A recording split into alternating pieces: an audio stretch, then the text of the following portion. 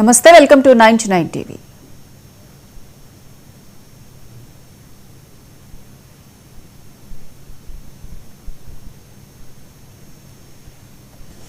చేయించి మీకు సిగ్గుశరం ఉంటే, నైతికత ఉంటే ఎన్నికలు పెట్టండి.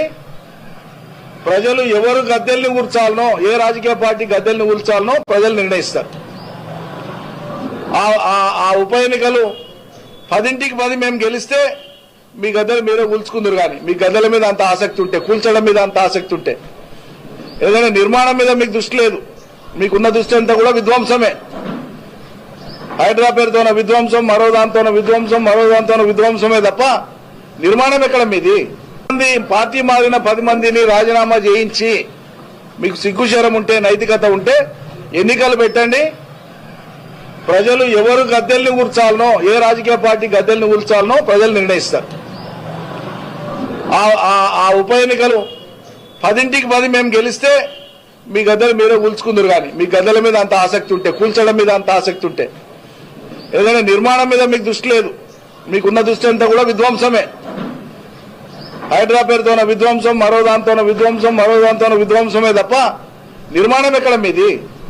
పార్టీ మారిన 10 మందిని రాజీనామా చేయించి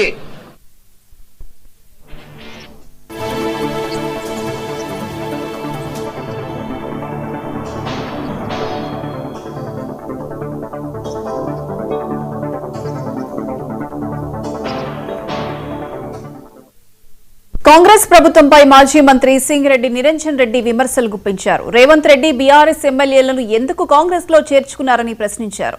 బీఆర్ఎస్ గద్దెలు కూలుంటున్న సీఎంకు దమ్ముంటే పార్టీ మారిన 10 మంది ఎమ్మెల్యేలతో రాజీనామా చేయించాలని సవాల్ వేశారు. అప్పుడు ప్రజలు ఎవరి గద్దెలు కూల్చుతారో తెలుస్తుందని పేర్కొన్నారు. మారిన 10 మందిని రాజీనామా చేయించి మీకు సిగ్గుశరం ఉంటే, నైతికత ఉంటే ఎన్నికలు పెట్టండి. ప్రజలు ఎవరు గద్దెల్ని కూర్చాలనో, ఏ రాజకీయ పార్టీ గద్దెల్ని కూర్చాలనో ప్రజలు నిర్ణయిస్తారు. ఆ ఉప ఎన్నికలు 10ంటికి 10 మేము గెలిస్తే మీ గద్దెలు మీరే కూల్చుకుందరు. కానీ మీ గద్దెల మీద అంత ఆసక్తి ఉంటే, కూల్చడం మీద అంత ఆసక్తి ఉంటే, ఏదైనా నిర్మాణం మీద మీకు దృష్టి లేదు.